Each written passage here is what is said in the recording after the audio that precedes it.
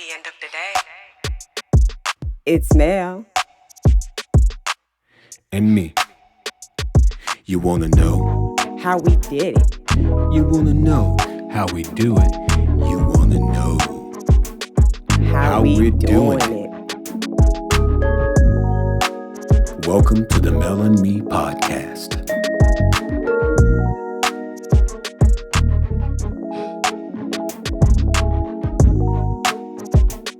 At the end of the day.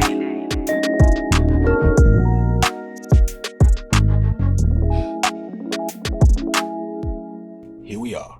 Here we are. It's about to go down. That's right. Like they say back in the day, MTV Cribs. It's like, this is where it all goes down. This is where it all goes down. The podcast studio is in the bedroom. This is where it all goes down. Goes down. In the sense of what we're doing today. Yes. And in fact, we are kind of a day late with our recording of the podcast because we were supposed to actually do it yesterday. We try to be consistent with these things. But of course, you had issues yesterday with headache and all kind of stuff. Health issues. Always something.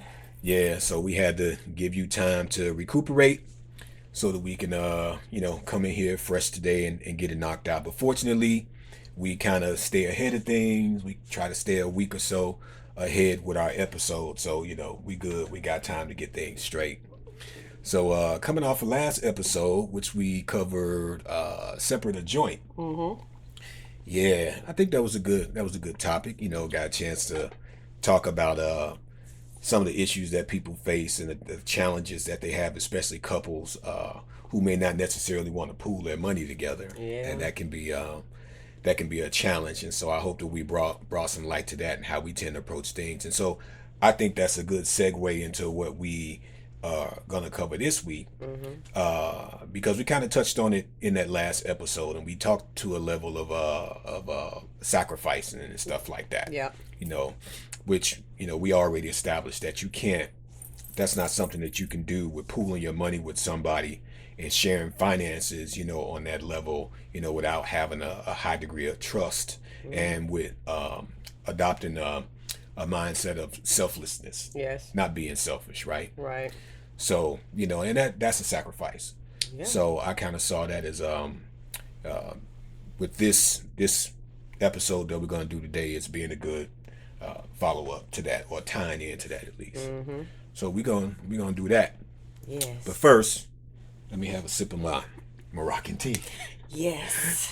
I don't know how much more this week. I know you said we had 2 packs left, but the packs are large, so we got some. We got enough for a while. Yeah, so splashed on me a little bit. Next week we'll get rid of these cups and we'll have something a little bit more suitable and fitting for the scenario. Yes. So we'll have a nice little surprise for folks Yes. next week with our teacups and stuff like that. So Yes. looking forward to that show. But yeah, so we still at it. Episode 5. Yes. Episode 5, man. We moving on like 5 weeks. We made it a month in, I guess. Right, that's good. Most people quit. I think we saw on one podcast, I think it was saying what most podcasters don't get past 2 or 3. I thought they said 10 or something like Oh, that. I don't know. If you can make it past 10, Yeah. a lot of people quit because they think it's easy. Yeah. They think they can just jump into it and set up a phone, their mobile phone in front of them and turn on the camera, and they just talk. And they think that they can. A lot more to it. Yeah, they think that they can sustain it, but there's a lot of work that goes into this thing. So we have found out. Man, this takes up so much of our time and preparation and editing and stuff like that. But I won't complain because it's helping me to grow. I think in some ways, helping us to grow. Yeah. I think. Yeah. So I'm having fun with it for now, and plus, since we put all this investment in the stuff, right? We gonna spend money. That's all this money. We gotta try to wring all we can out of this thing. Yes. So yeah, but struggle and sacrifice. We done had a lot of that over the years, as most people do. A lot. But it's over the time period that we just been at this thing, man. I just think at the different stages along the way where we've had to deal with that whole struggle and sacrifice thing, and really it's just been a part of our lives. Yeah. To be honest, would you say so? Oh yeah. I mean, we still sacrifice it to this day. It's To not this like it's day. ended. To this day. we still Right. sacrifice it. So It seemed like it never ends. it never Seemed ends. like It's it never always ends. something to where, but I think that if you develop that mindset, and then it depends on how important it is to you and why you're sacrificing. Right. I think that makes a difference, because if it's for something that is important to you, that you truly want, then I think you wouldn't mind making the sacrifice. And I think that's Right. been the case with us because of what the ultimate goals are and what we're trying to achieve. We have been okay with making the sacrifices that we have, though some of them have been difficult, Right. but it's not, we haven't been to where we begrudgingly did it, like, oh my God, I just, Oh, yeah. none of that. It's just like, okay, oh, this is what we got to do. Oh, okay, do it, and that is what it Yeah, is. because it's that big picture, like we talked about in the last episode. It's like Right. they always say, never forget where you come from. Right. That's something that I will never ever forget, where and what I come from. I guess when I was growing up, there was a part of me that thought I could or might, and I think it's just because it's when you're in that situation, especially as a young kid, as a young person who doesn't have the fully developed mind, right? You just have that attitude of like, man, I can't wait to get away from this place. Yes. I can't wait to get I up was out of always here. I ain't thinking that. never going to look back. Yeah. And stuff like that. But as you grow and you mature, especially if you've been able to achieve some degree of success, and then you start to look back on all that, and I realize that all of that early struggle prepared you for the journey that you have before you. Yes. And so I just felt like, once I entered that young adult phase in life, man, there was absolutely nothing that I could not conquer. Like once I stepped out there, it's like coming through what we came up out of. There's really nothing I feel, even to this day, that the world can show me that I can't handle. Now, of course, you always have things like health and the unknown there. That's the one equalizer, the one thing that can cut you down, right? But I set that apart from that. I just talk about things that the world can show me, like life's events and places, being or going and stuff like that, people, situations. I feel like I can get through any of that. Yeah. But struggle was definitely a thing that was right before us, and that was on us strong from the very beginning, right out the gate. In the beginning. Right So, out the gate. I think you might have a little bit more to say about this because of the fact that I know that, a lot of time I was gone. In other words, being deployed at sea, on a nuclear submarine, serving in the Navy as a young guy, being gone for months at a time, and, being submerged underwater for months at a time where there's no outside contact with the rest of the world, including you. Right. And that communication was one way. Yeah. It was Right. how many words? 40. 40 words a week. And I had to be very strategic with those words. And it was like a week. It wasn't a week, but we got like 8 family grams. Yeah, 8. And that equates to, for the civilian world out there who doesn't understand this, back when I was in the military and at sea, there was no such thing as email. None of that. All you got was 40 words from your family or whoever you gave those family grams to, and they had to fill them out. And the idea is for you to string them over about a 2-month period or so. Stretch them out over between a 2 and 3 month period, to where your family you can keep them, aware of what's going on at home. Everything is fine, blah, blah, blah. And we get that message out at sea, and it comes on a strip of paper that was about that wide, about maybe 8 inches by 2.5 inches, strip of paper. And it had 40 words on it. It really, when you think about it, that was like the first, similar to a Twitter.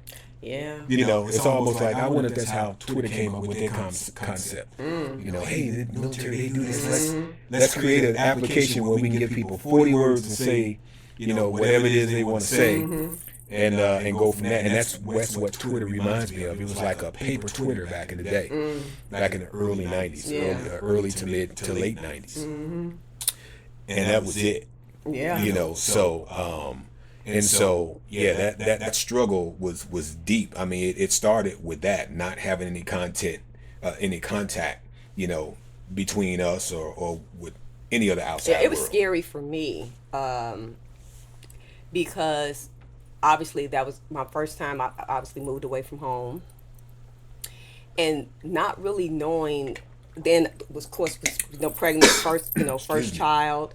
I had my first child, and so it's like Newborn. okay, newborn. What do I do?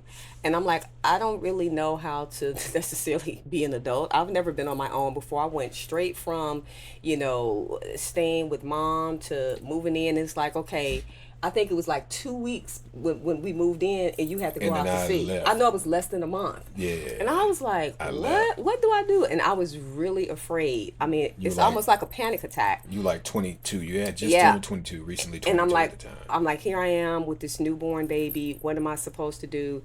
But I'm thankful that one of the other military wives who her husband had been in, for quite some time, Right. and she kind of showed me the ropes and kind of, hey, I'm here, come over to the house.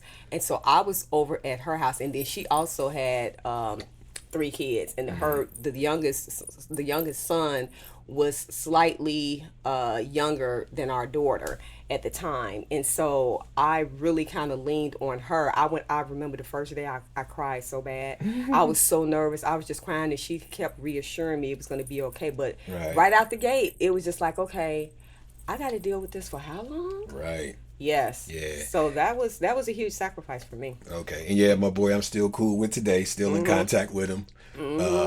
He's living his present life, and he knows who he is. So if you happen to see this, that's for you, my man. Thanks. That was really times needed. past, Yes, really needed it. and we go forward in our present lives and stuff.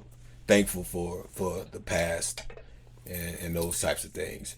So yeah, but that struggle, from a family perspective, especially from a financial perspective, like we talked about last week. We lost with that, money. I had to immediately, and then the other thing was, for one, we weren't making a whole lot of money. wasn't making a lot, and so then with you losing the whatever it was, VHA, variable housing allowance that they give I'm like, you. now I have to restructure. Okay, what am I going to do? How am I going to do this? Commuter rations too. I think the food allowance, Yeah, the variable food housing allowance. allowance, and Yes. the food allowance you lose. Took all so of that was that. like a few $100 Yeah, bucks a and month. I'm like, but what about the family? They was like, we're only thinking about the one that's in the military. The service member.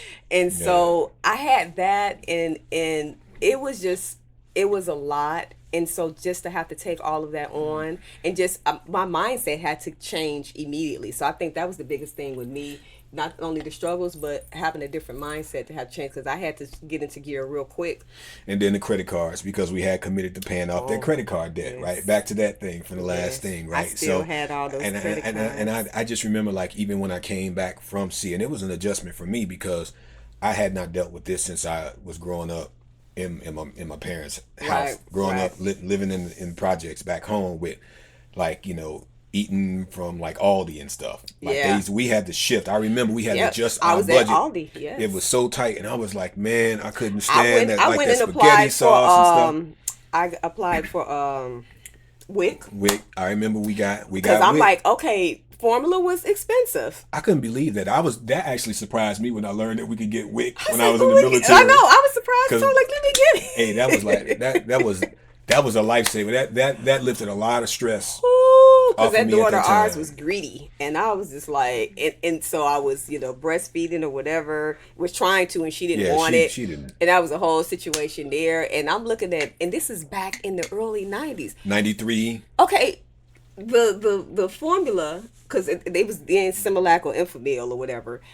it was expensive. It was like 20 something dollars. This was back then. I can't even imagine what it is now. Right. But I was like, but that was a lot back then. Right. And I'm like, this is only lasting barely a month. Right. Yeah, so it was. Yeah, those were some serious struggles. I remember that wick though, and you know, the last time I saw it was when I was living back home, you know, Yeah. in the projects. But when, you know, I think my perspective actually changed on it at that time when we got it, because I'm like, wait a minute, I'm a career guy, I'm in the military, you know, serving my country, doing this, doing that, but we have to get wick. And I was like, man, it really did change my perspective. And I was Yeah. like, you know, it wasn't something that I felt like embarrassed or ashamed Yeah. about. I was, like I said, I was happy about it because Yeah, 'cause we we needed needed every it. boost We that we could needed get it. with being able to feed her and stuff, and with the obligations that we had, Exactly. and with the little money that they were paying us. Yeah, at the time. which is why I was like, okay. And then, like I said, with her being greedy, I'm like, okay, I need to try to be able to conserve some of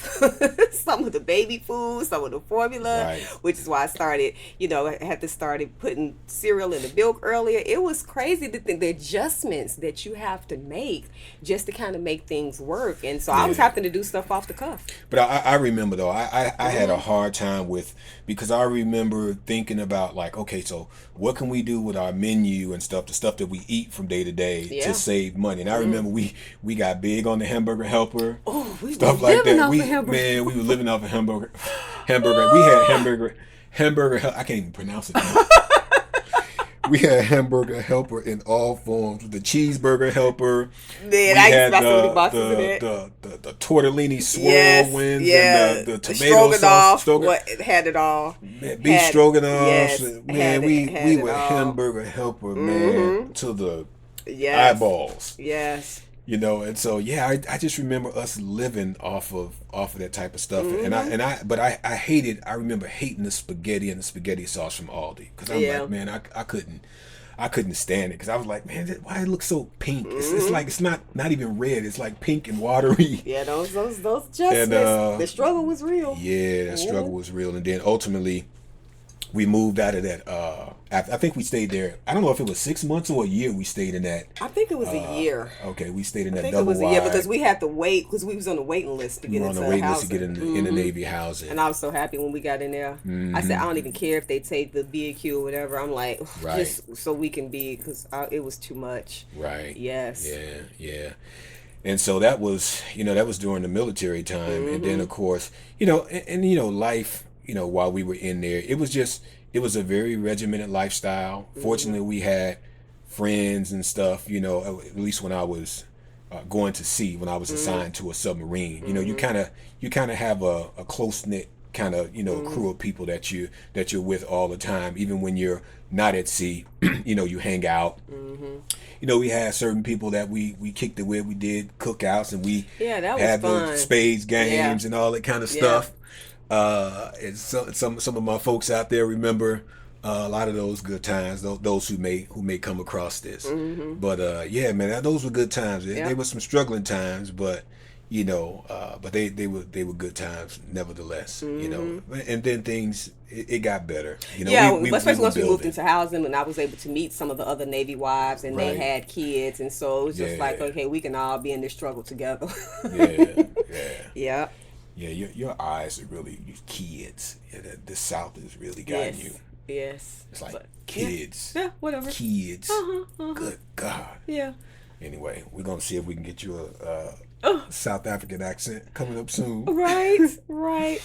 But anyway, so that was while I was in the military, and then of course, post military, it continued, and it turned into a whole different animal at that point, because now you move more so away from the struggle, because we weren't necessarily struggling at that point, but that's when the sacrifice was still there. Right. And that's when sacrifice, the concept of sacrifice really kicked in, because, I was obviously, planning on staying in and making a Navy career. But of course, I had to suddenly just put the brakes on that whole thing, because Right. you remember how that whole situation went down. Right. With my career advancement being stifled at the command level, in which it just placed me at a point where, despite my superior performance, to be denied my rightful leadership role due to politics and favoritism toward the next someone else who did not was not the rightful person for that position.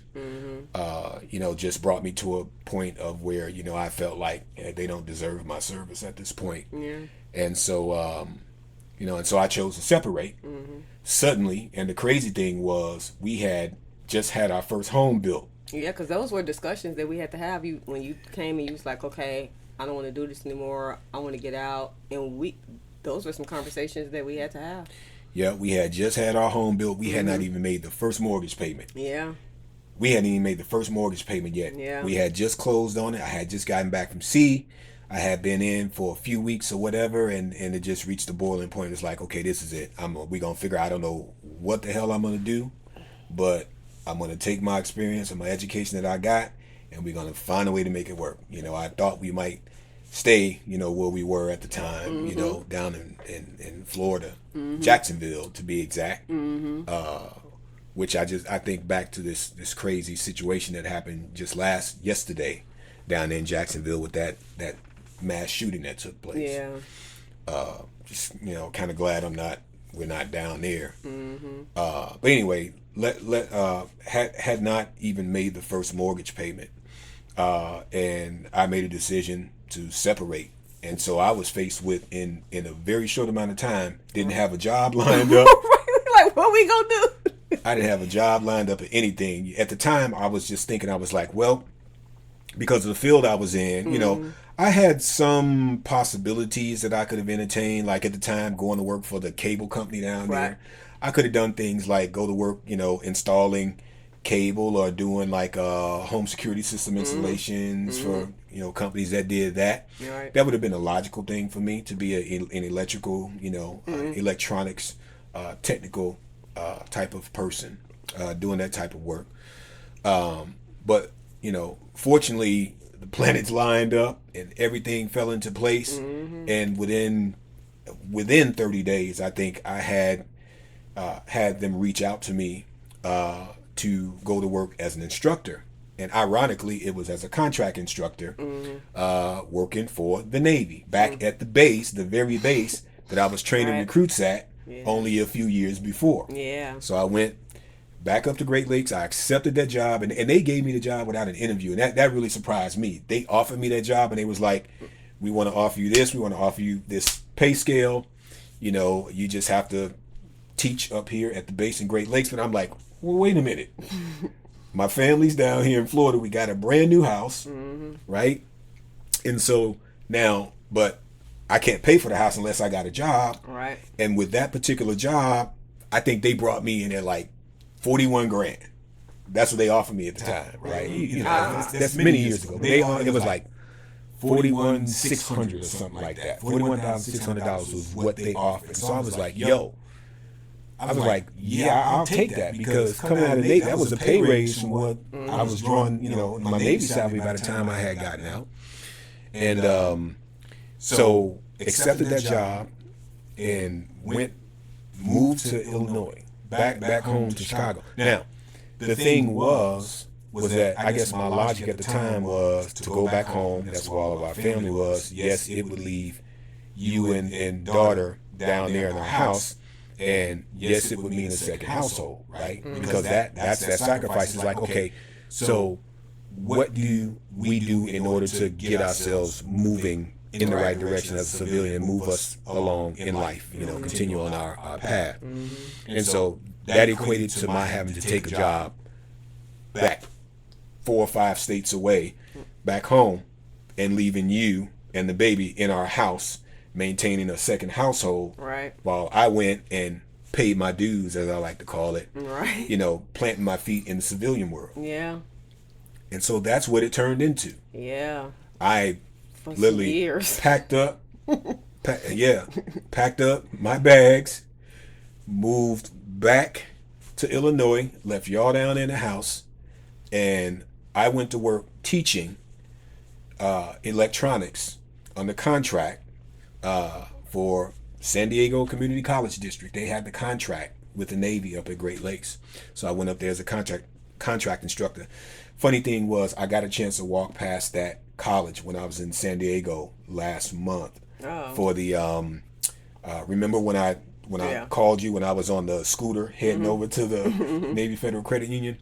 Coming back, I was riding through downtown San Diego. I think it was at 16th Street or somewhere. And I was riding past and I saw San Diego, Community College or whatever. And I was like, oh, this is a college I used to work for. I finally got a chance to see the actual building. I don't think it's called San Diego Community College anymore. It's San Diego City College or something like that. But anyway, that's what that was. So did that. And got an apartment. I think I was living in the projects up there. You came to that apartment out there in I did not. Was I in Waukegan or North Chicago? I didn't go. I think I was there. I think I was in Waukegan. I think the apartment was in Waukegan. No, I don't remember. It was either North Chicago or Waukegan. Yeah. But anyway, got that apartment up there. Had just a futon. That's all I had in the entire apartment was a futon. Yeah. And so I went to went to work depending upon what shift I worked because the shifts alternated, and I would teach.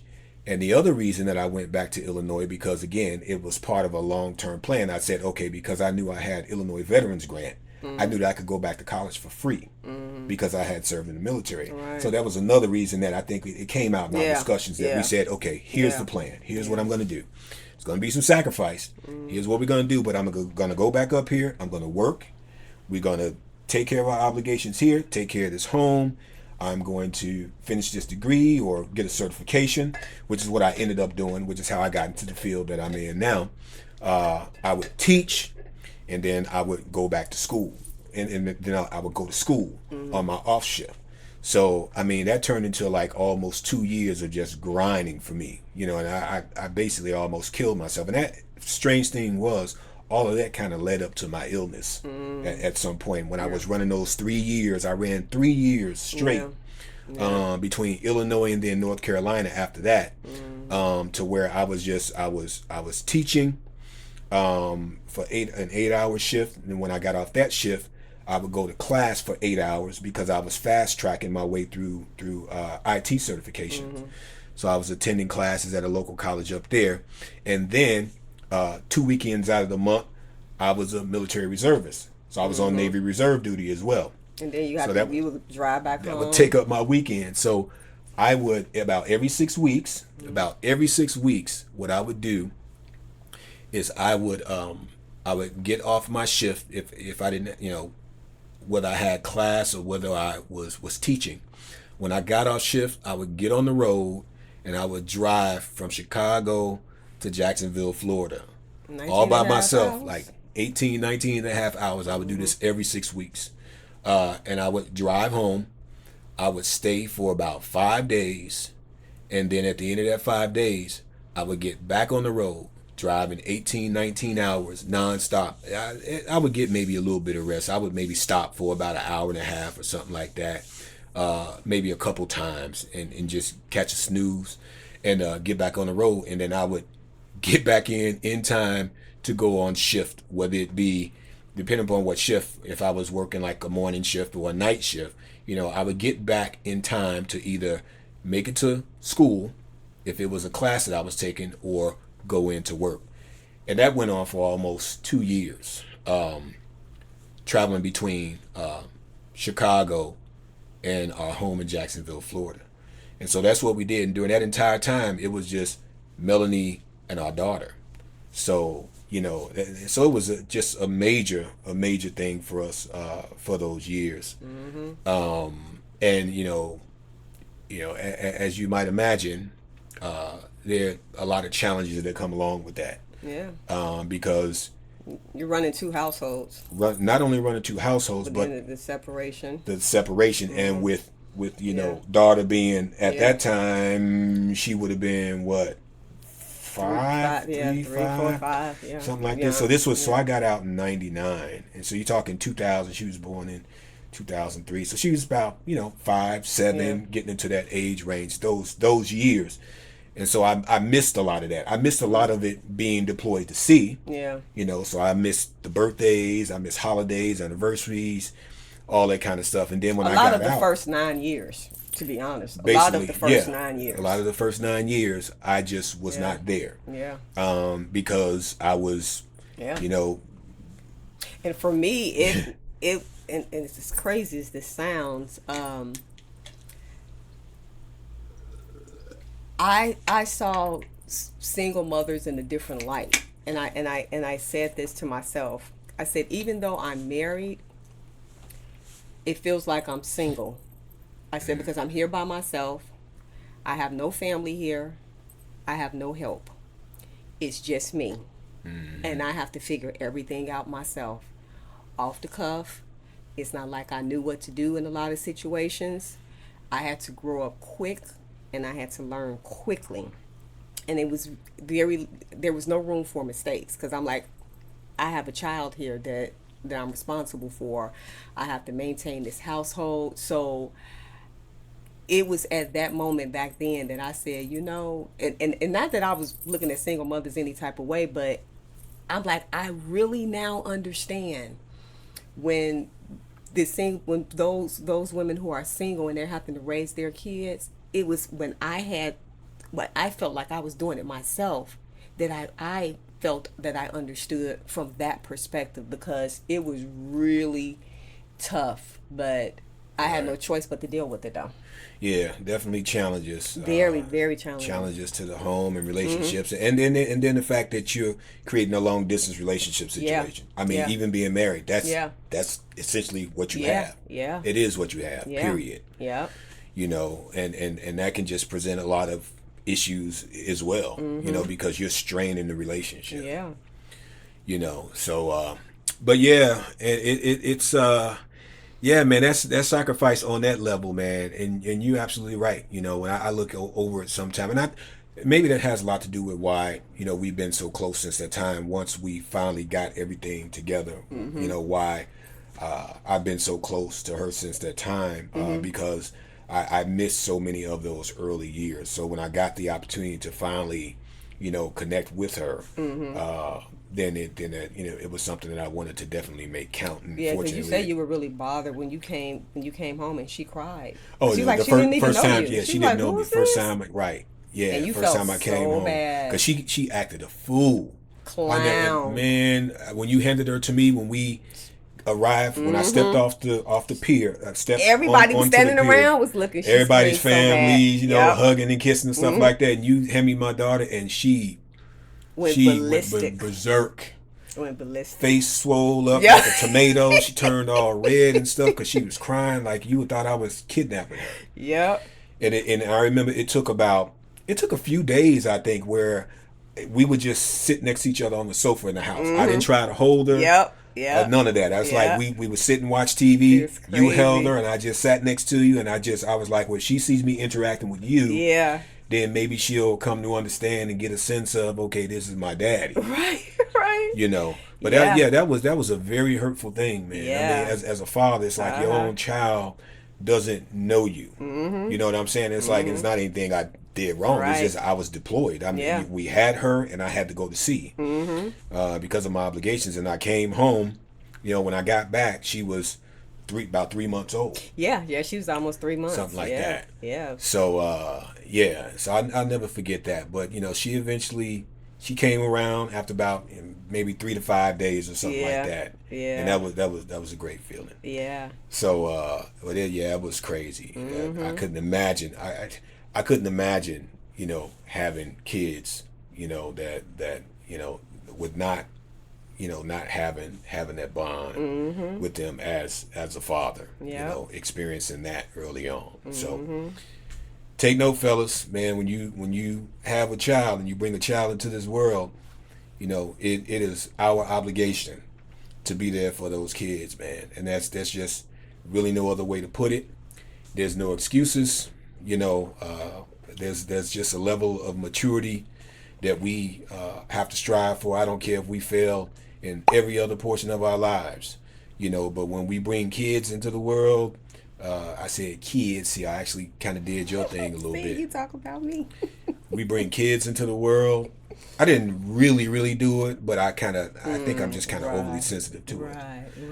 But when we bring kids into this world, it's our obligation to be there for, because they didn't ask to come here, so it's on us. And so that's one thing I've always committed myself to, internally, is just to try to not fail in that regard. So, but our general outlook in regards to struggle and sacrifice, it's more so the sacrifice thing, more so than the struggle thing. Although we do still have some struggles on some level.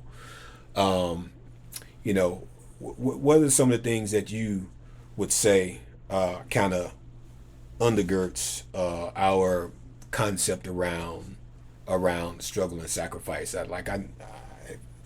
What do you think? How we approach things?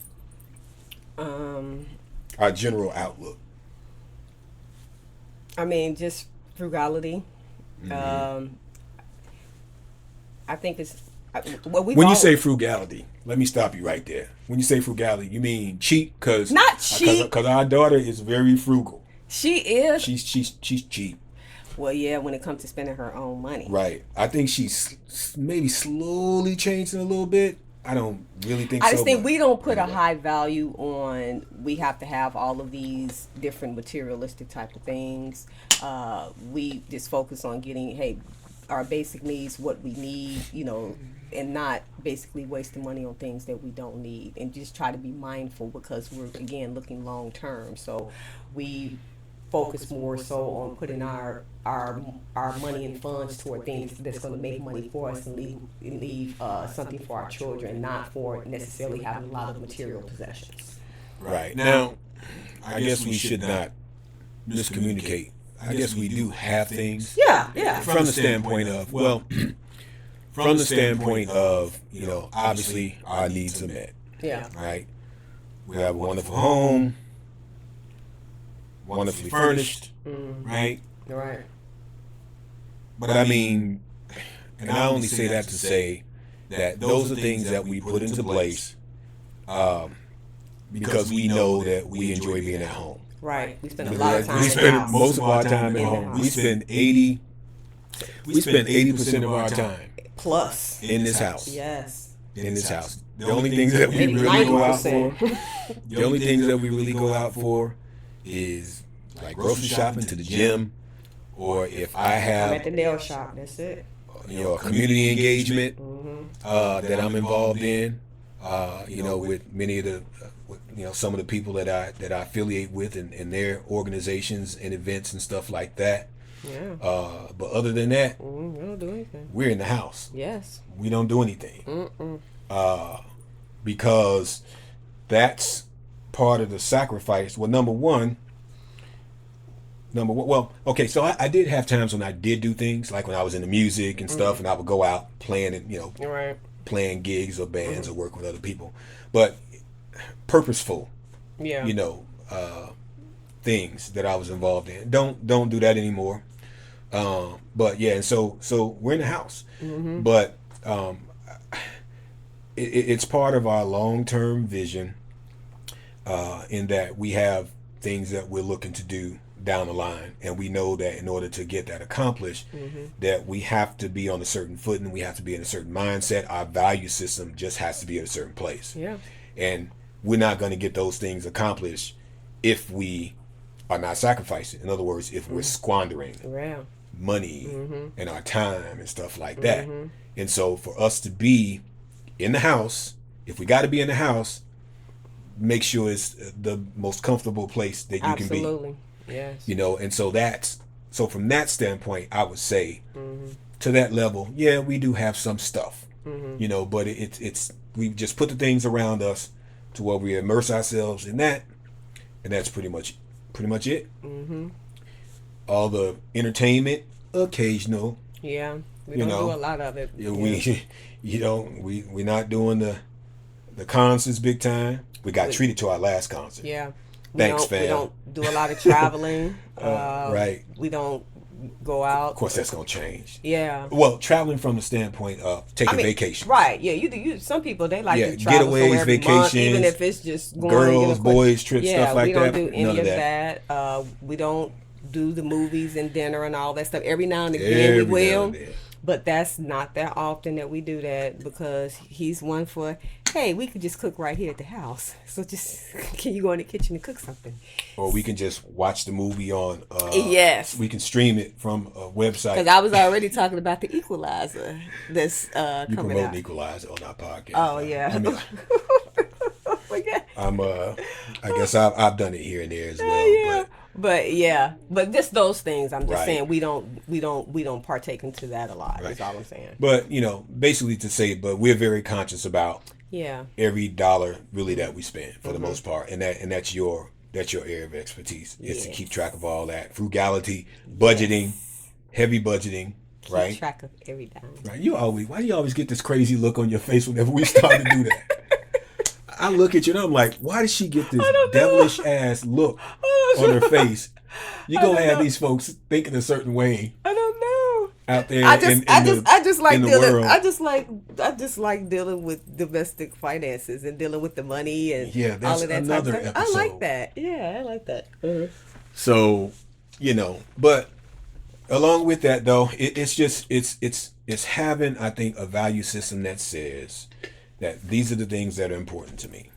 And, I shall not be moved by having this or wearing this brand or owning this item, or driving this type of car. Right. I spoke to it last week, I think, or so, just got rid of a car, Yeah. right? Didn't have a need for it. Yeah. Sitting out there in the garage looking pretty Collecting for the most dust. part. Yeah. It's beyond its level of usefulness for us, I think, at this particular stage in our life. So Right. don't need it, get rid of it.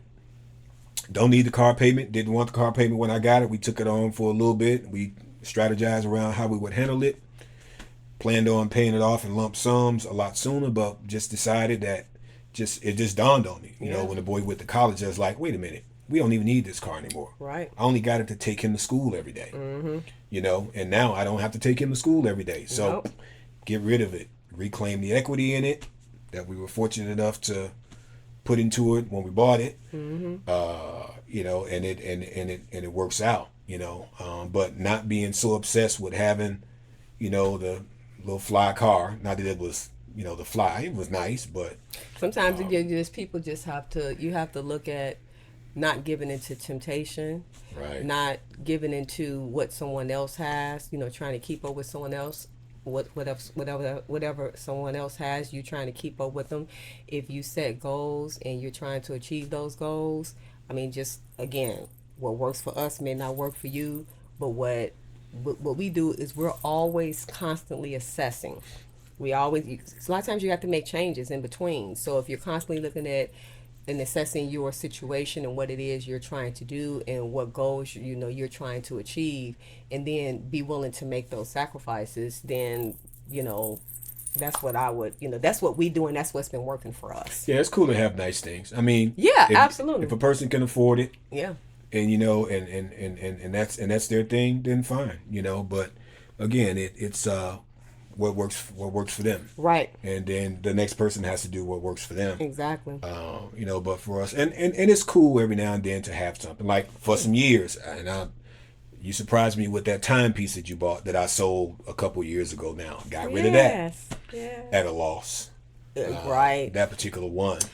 Yes. If you had bought a different type, it would have been a different story. But even still, even though it's a nice timepiece, it just what woke me up was when I had to take and get it serviced. Oh yeah. And when I sent that thing in, and they said it was going to be $700 to get it serviced, and you're supposed to get it serviced every year. Every year Every year you started, See, and that was no longer a smart investment. It was like, wait, that's not a good investment. And even though I mentioned it when I was 20 years old, I want to one day own this watch. I said that when I was 20. I really wasn't expecting in 2010 when I was 30 that I would, you would buy it, especially with the money you spent on it. Yeah.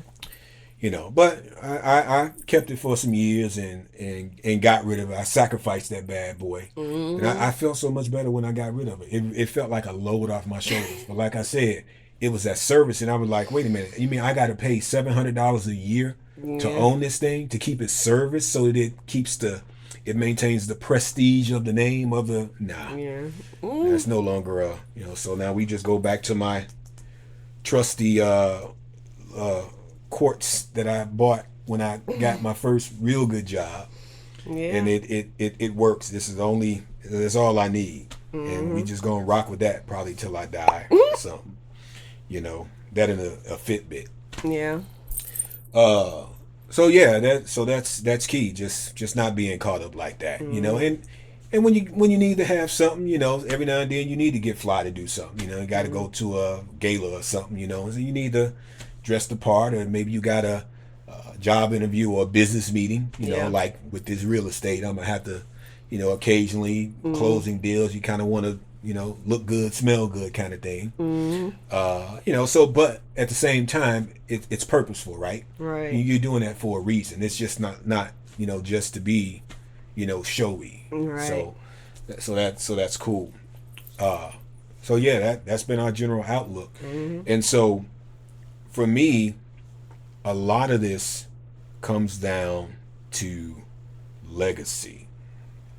And when I say legacy, I'm talking about those two kids of ours. Right. I'm talking about what we come from Right. and what we're trying to leave Leave behind. behind. I don't know at this point what they're going to choose to do with their lives by way of kids and stuff like that. We don't know. We may never be grandparents. Right. But for the two that we're leaving behind, I hope that they take that value system, and so far so good. They've adopted it. But that daughter, she ain't trying to spend no money. And the boy is just so he's almost oblivious to money. That's why I'm trying to do everything that I can. And when you say sacrificing it, and that makes me think about this, is that I would like to think that I've been operating in legacy mode for the past years now. Yeah. At least the last few years, or more, if not more. Especially since learning, of our son's neurodivergence, right? That really did place me into a new mindset. I think I got my first wake up call when I was 35 when I got ill. And then I think I really shifted into legacy mode when we were informed of his neurodivergence. Because at that point, I realized it. I said, okay, I kind of know what this means. So I need to make sure that, number one, that I remain on this earth as long as possible, right? I maximize my time because I need to be here for him to help continue to mold him and mold him into the man that he's going to need to be to make it in this world. In a world that is mostly neurotypical and still does not quite understand or how to deal with people who are neurodivergent. Right? Yeah. So, and then I look at that shirt that you're wearing right there, with the, because that's when I had those T-shirts made, and it says, "The world is big, find your place in it," and it has a picture of our boy in the center of a globe, and it has my image, kind of in a transparent sense in the center of his forehead, above his nose as kind of a third eye, and there's a lot of symbolism in that, understanding that he has a neurodivergent mind, though he's very brilliant, he's extremely brilliant. But the world will not necessarily know how to handle him, but he needs to understand how to navigate through this world, and I'm hoping that the best parts of me and who I am mentally, any intelligence and wisdom and insight that I have, has been passed into him through my genes, and that will carry him forward. And so far, he has just been been doing that with flying colors. I mean, even in college right now, I just can't express how proud I am of him and the things that he's doing in his field of study. Yes. He's killing the game, He and is. he is definitely he's definitely showing himself to be and taking in all those lessons that he's Yes. gotten, that he's been getting Yes. And that's over what the I'm past that's what years. I'm really excited And about. so, being here for him, and along with that, to ensure, to absolutely ensure that for both of our kids that we leave something for them, Yes. that we leave something that we have by way of assets and things that they can take with them so that they don't have to run the race from behind like we did, because we've had to build we had to build a new legacy. Exactly. We had to create a legacy. It wasn't build a new one, it was create them. Exactly. I mean, but that's how you build generational wealth. You got to pass it from generation to generation. And if you don't start, then how is it going to get passed from generation to generation? Yeah, and so that has meant us sacrificing a lot of our own enjoyment and stuff like that. And one big example of that is when our daughter went to college for undergrad and she decided she wanted to go out of state. She thought she wanted to go to Duke. I'm glad she didn't get into Duke, because that would have probably bankrupted us if she had gotten it there. She got her second choice at UNC, but being a student out of state and her not accepting a volleyball scholarship or pursuing that, which she wouldn't have been able to major in what she majored in had she been a college athlete. She's a pretty good volleyball player and had some offers and some potential there, but she wanted to go to a specific university to study what it is that ultimately placed her into the position to be doing what she is now in life, and that's a registered nurse. And so, being able to earn a biology degree from one of the more prestigious public universities and most respected research institutions in the country was important to her. And so that meant, in order for us to do that, you had to do something that that really made me want to fall out. And what was that you did? Sacrificed my income for 4 years because we had to pay 50% of the tuition for our daughter to go to the school. And so I said, hey, I will take my salary and we will pay for her to go, because it is more important to me for her to be able to get her degree from the school that she wants to go to. So we made it work. And not be in debt, And not be in terrible debt. Yes, and we're so thankful, with the school, giving grants and I was stuff. surprised by that they gave her a grant, because we really didn't qualify financially at the time. We didn't, and so but they still gave her But I a think- grant for out of state, which Yeah. which covered a substantial Half. half, and we had to pay the We other half. still had to pay like $80,000. Yeah. I think it was. So yeah, it was close to $100,000 that we really had to come out of pocket with. Yeah. But again, that's the sacrifice that we were willing to make for our child.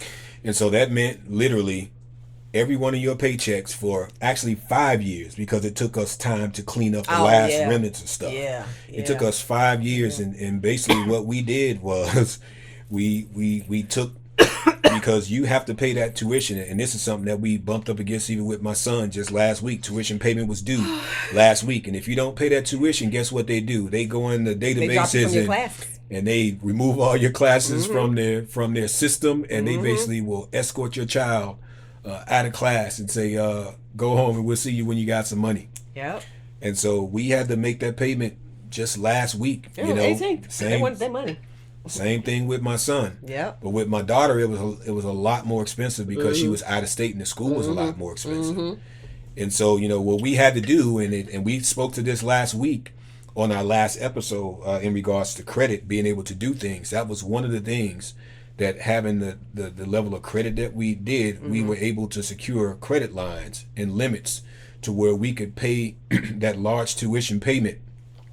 And then what you would do Is every single month I would transfer the money to go ahead and pay the balance down, because again, you have to give a lump sum up front. They're not gonna accept, just a couple thousand here, a couple thousand there. You have to pay it up front. So again, being able to leverage the credit, and then take advantage of the points that you get from getting it on the credit as well, but then go ahead and pay that back, because that it can be a twofold thing. It allows you to be able to pay that to pay the tuition, get the points, and then also even build your credit up even further, because that means you paying Right. it off quicker. So you got to know how to leverage all three of it, and that's what I did. Yeah, and then of course your paychecks, your literal paycheck, every 2 weeks Every or 2 every weeks. well, you know, Every twice a 2 month weeks. you get Yeah. paid. Mm-hmm. Every one of her paychecks went to pay for my daughter's tuition. So Yeah. that paid for my daughter's education. So for almost 5 years, we basically went back to one income. Yeah. And Melanie sacrificed her 4 years of salary. And so that means no nails done, no restaurant food. Now again, we don't do a lot of it anyway, but Right. even still, but my point is Yeah. that we committed it to that. Yeah. That was a major sacrifice that we Yeah. did, and she did it, and she stuck to it, and we had a little bit residual left over because you got a semester to cover things, so Yeah. you got to Yeah. take your paycheck, and if you have any, you don't quite make it, you're Right. gonna have still more balance, and you're gonna Yeah. stretch it out a little bit further. Yeah. So it piled on, and it took us about a year after she finished that first degree Yeah. to get it finally cleaned up. But when we got it cleaned up, it was all good, and she had no college debt from her undergrad basically. Right. She didn't have to deal with it Exactly. because Melanie took her salary and did that. And a similar thing, like the even boy. with my boy now, I'm fortunate enough when things, as long as things are good, to like get a bonus from my company, and so that becomes not something that's going to go to a vacation. Right.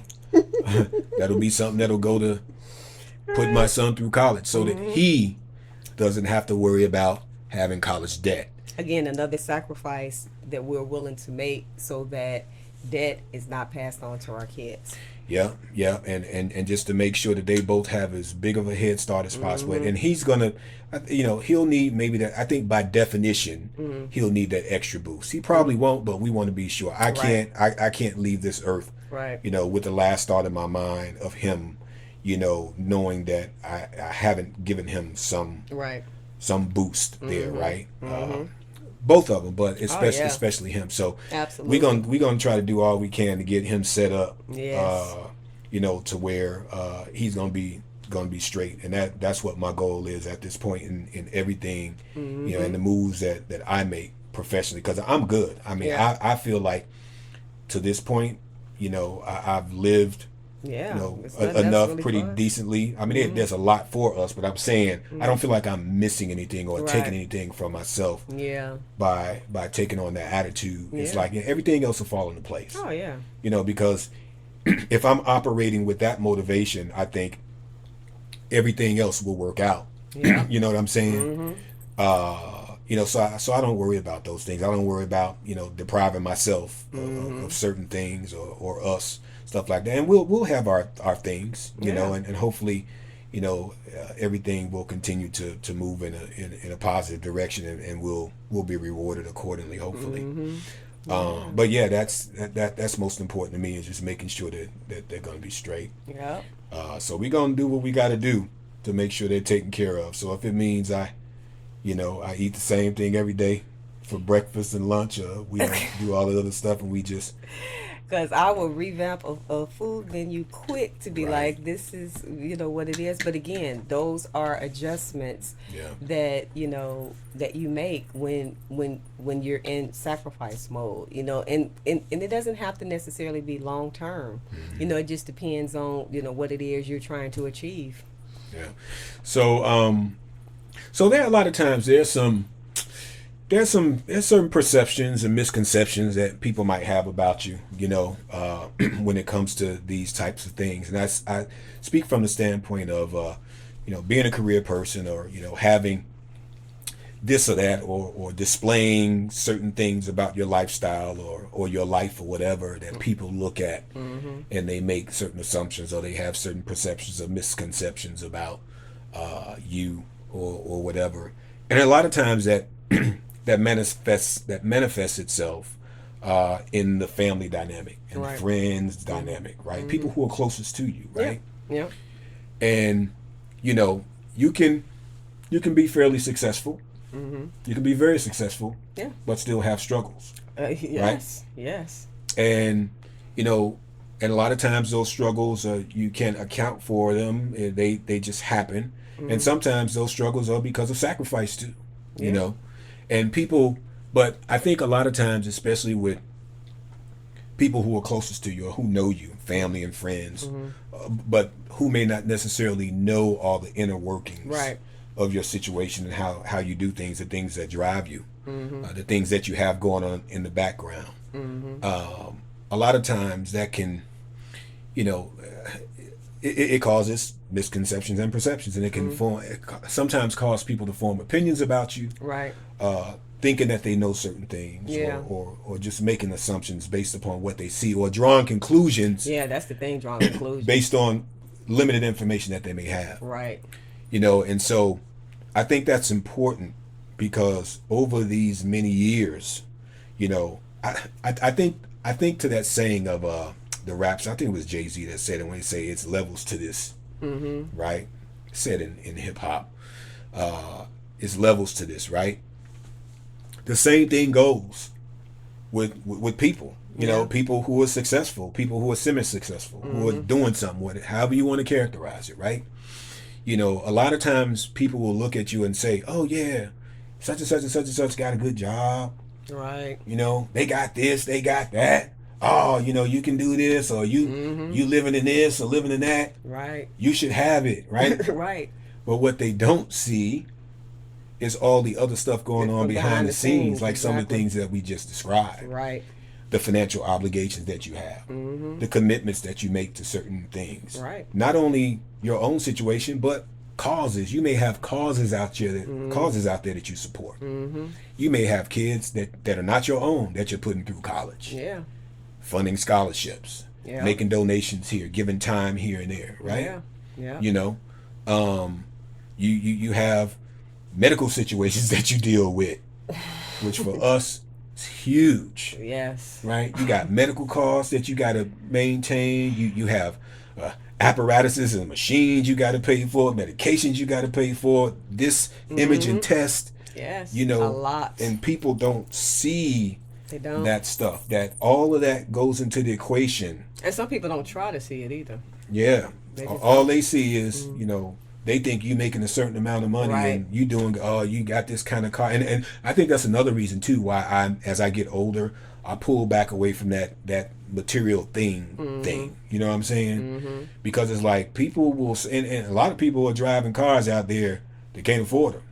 I just personally, And not necessarily in a good I position. just can't. I just personally don't want to spend a lot of money for a car that Yeah. I barely even spend an hour in there. Right. To me, it's just not. And the insurance on it, it's just not worth it. Yeah. To me personally. Yeah, but it causes people to form conclusions. When Yes. you're carrying this bag, you're wearing Yeah. this, you know, this Yeah. outfit, or you're Right. driving this car, you got this watch on your wrist, you're wearing this piece of jewelry, blah blah blah. You know, you Right. live in this community, stuff like that. Yeah. It can just be a drain on you because you know people don't see that it's levels to this. You know, like P Diddy said, more money, more problems back in the day. Right. The Yes. more money you get, the more problems you get. Because Uncle Sam comes calling, he bend your ass over every year. You know, you got tuition to pay in Every lump year. sums. You know, you got the HVAC unit that's went haywire in your crib, and they tell you it's going to be a $1,200 here. You know, $800 here, unexpected. Electrical stuff with the light. You, You gotta know, pay a couple hundred all for kind that. of crazy Stuff stuff, adds man. up, And you know. And people don't see that. They only see that you got a job, so you should be able to afford to do this for me or that person or whatever. You know, when you know, fact of the matter is, you have your own issues. You got your Right. own family issues to deal Yeah. with.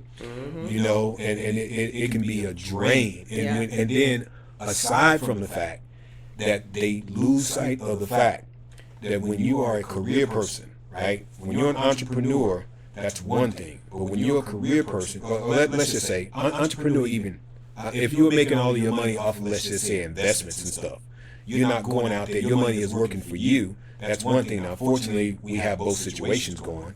We invest, but we're also career people. But when it comes down to the money that you make off of your labor, right? That's however much you get paid every 2 weeks. You divide that by the number of hours or your salary, hourly or whatever, or how many hours you work. that determines how many hours it's going to take for you to make a certain living. So that $2,000 equates to so many hours of your life that you have to give up in order to get that $2,000. So same thing goes to when you have to recoup that. So when that goes out unexpectedly and you down that much now that means this is how much time you have now got to put in order to get that. And so people don't think about the sweat equity that goes in to making that money. And that's time that you don't get back. That's time that you don't have with your kids, that you don't have to do this, don't do that. You're putting wear and tear on your body and your psyche, putting you one step closer to a stroke and high blood pressure and all that kind of stuff. And see, people don't think in those terms. No. And there's a lot that goes along into that, you know, in order to have that. So it goes far beyond just, oh, such and such got a good job, or they got this career, they do this for a living, or, you know, whatever. Right. You know what I'm saying? And I think people should have to do a better job of understanding that. And that's why, you know, like we were speaking to previously, that I've always placed extreme focus on being as independent as possible. Right. So that we don't have to burden anybody else. Yeah. Because I know what it takes, you know, to achieve or to pursue, you know, a successful path. And sometimes it takes making sacrifices to be able to put yourself in that position to not have to depend on someone else or to have to go and ask someone else for anything, so that you're in a position where you can have it for yourself. Right. Which is why we continue to make sacrifices and constantly assess our own situations, so that we, God willing, not having to go to anyone to ask for anything, because we know and understand everybody got their own situation and may not be in a position to help you out, and we don't want to put someone in that position to be happen to even feel as if they have to. Life is tough for us all. Life is tough for us, and we know that we don't really have a safety net. We don't have anything really to fall back on. It's on us. Yes. You know, and I recognize that long ago. I don't have a problem with it, and so I'm committed to making sure that I do my part to make sure that I keep us afloat, and you know we go at this thing the way that we do. So I think that's that kind of wraps it up, and you know, I think it was a good discussion. Yeah. But covered a lot of stuff. It seemed like it kind of went quick, but we want to try to keep this thing to an hour. We don't want it to go like the South Africa thing with it, and we can always revisit certain aspects of these things as well. So definitely more opportunity out there. So as we wrap it up, we can look forward to the next episode that we're going to do. I think we kind of settled on that we're going to do, and it still kind of ties into this whole thing. As a matter of fact, we on the road, and it'll give you a chance to drive more and to do more speaking, to speak to or place your brilliance on display. I guess, so to speak. Yes. And that's going to be talking about domestic finance, which I think you are a wizard at when it comes to matters of the home and managing that money and stuff, and making sure that things run the way that they should. It's worked wonders for us. Yeah. Has kept us in a good place over the years, and I've been extremely thankful for that. Yeah. So we're gonna talk about that next episode, domestic finance. So if any of y'all out there have any issues there, or have any questions about that, or curious about how to be more effective on the domestic front with your finances, you definitely would not want to miss that episode, and tell somebody else about it. And by the way, that reminds me, I didn't say at the beginning, share and comment. Like, share, subscribe, or comment. Yeah. You know, we're going to make sure we have that on the crawlers, though, going throughout the thing, because I tend to forget that. But also, since we're putting out there what's going to be, for the next episode on domestic finances, if you have any specific areas or questions that you may want us to tackle, you can go ahead and drop that into the comments. So therefore, I can go ahead and make sure I can address that, when we can address that. Send an email. I think we have email addresses out there and stuff. You can post on the on any of the posting that we put on any of the social media pages about the upcoming episode or whatever. If you got anything particularly you want us to touch on or her to touch on, make the suggestion and we'll see. We'll get to the point eventually where we'll do a live stream broadcast or something, but we have to have 50 subscribers on YouTube for that, which we still don't have yet. I think we're about 32. So some of y'all folks out there, man, hit the subscribe button. Do us a favor. I mean, you know us or whatever. I know. Subscribe to me. If you got a YouTube channel, I subscribe back to yours. Some of y'all I'm actually subscribed to as it is, but you don't necessarily put out YouTube videos. You have a channel. You had some out there. But yeah, as soon as we get up to 50, then we'll be able to live stream, and then we can interact with the audience in real time. But until then, we're just gonna keep doing the pre-recorded episodes, and we're having fun doing that. Yes. You know, so yeah, but so we're gonna look forward to the next one. Yes. And we're gonna close this one out. And as we always like to say, at the end of the day, it's Mel. and me. And this has been The podcast. All right, y'all. Later. Holla. How's that holla again?